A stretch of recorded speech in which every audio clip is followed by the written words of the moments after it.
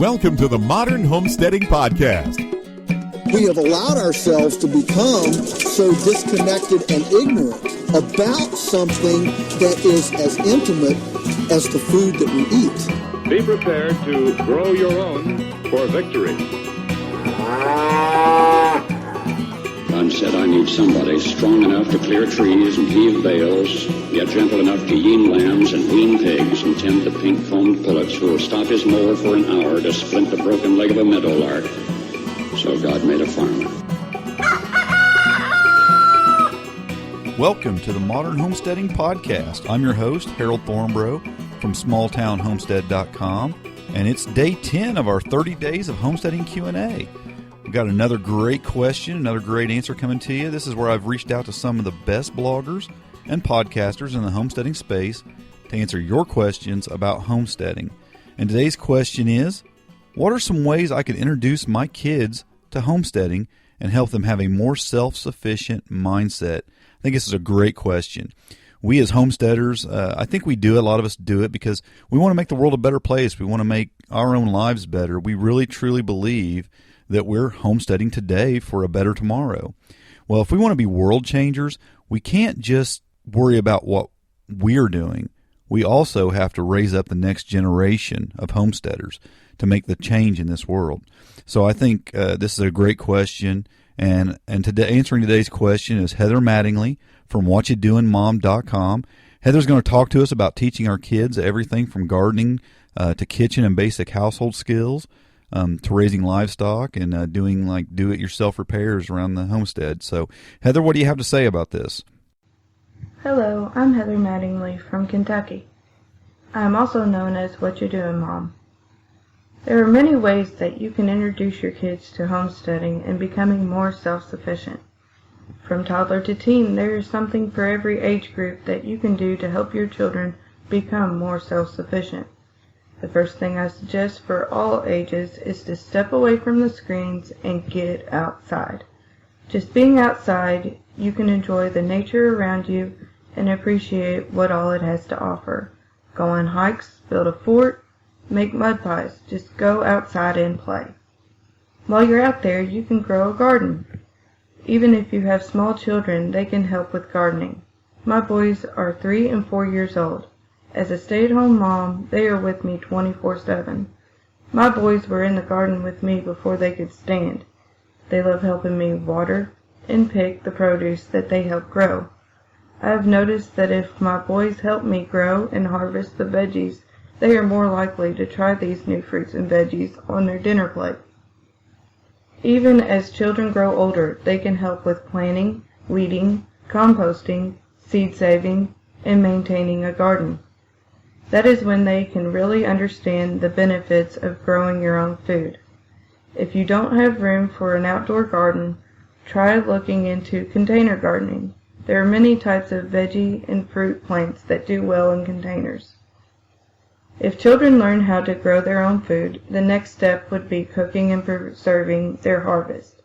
Again, with small children, you can get them involved with preparing and cooking the food.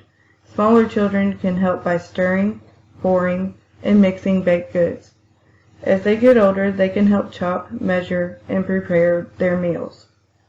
Whether you are cooking supper or canning up a batch of garden goodies with your children, by teaching your kids to cook, they will appreciate what they eat and waste less when they realize what all of the work that goes into it.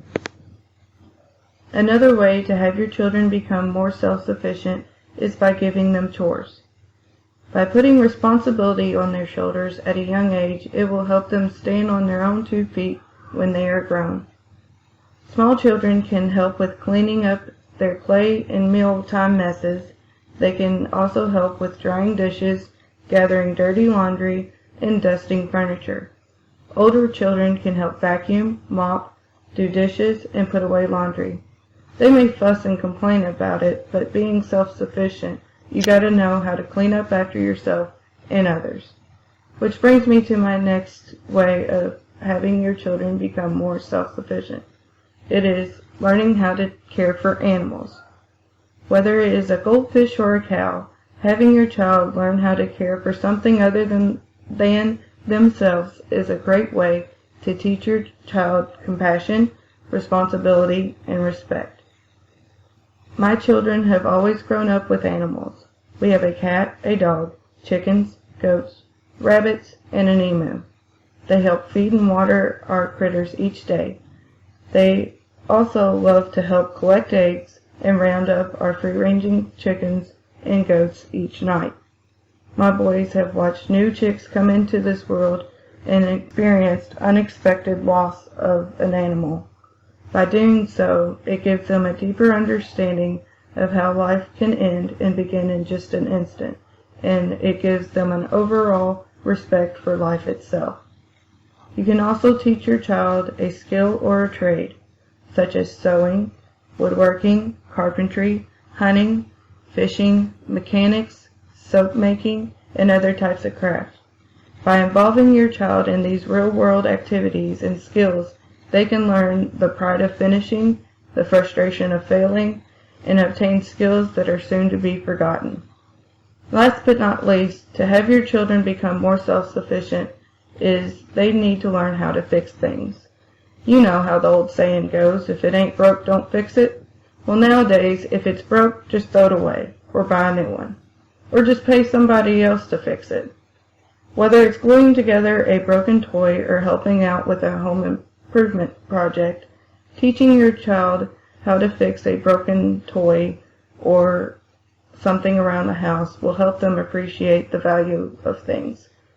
All in all, the best way to get your child to have a more self-sufficient mindset is to get them involved with what you are doing. Give them a job, no matter how big or small, and show them why you are doing what you are doing and not just how. If you show genuine interest in homesteading, your children are sure to follow. Even as they grow older, and if they choose not to live a homesteading lifestyle, the skills that they have learned along the way, they will never go to waste. Sooner or later, those skills will come in handy in their everyday life.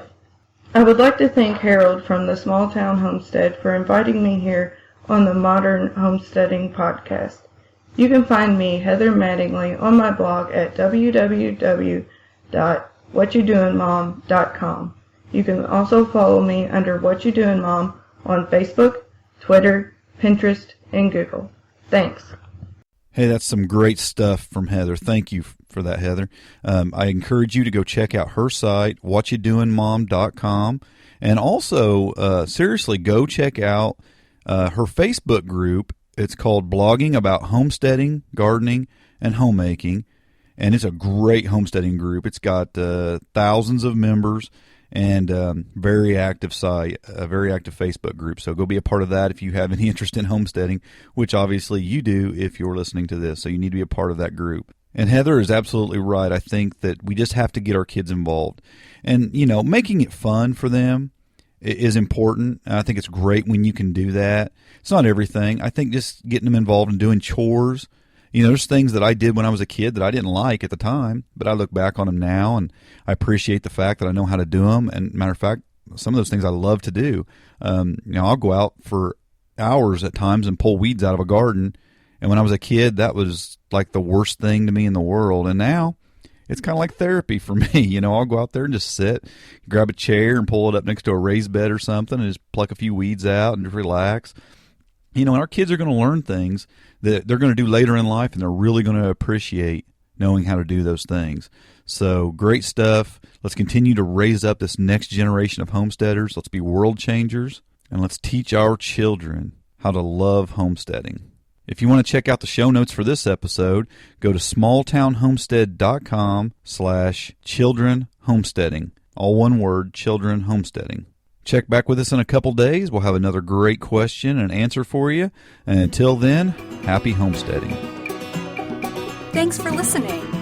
To see the show notes for this podcast or listen to other podcast episodes, go to smalltownhomestead.com. There you can also read our blog, connect with us on Facebook, Twitter, and Google+, and take advantage of the many resources we make available to help you along in your homesteading journey. Please share this podcast and help us to carry out our mission of helping others to homestead today for a better tomorrow.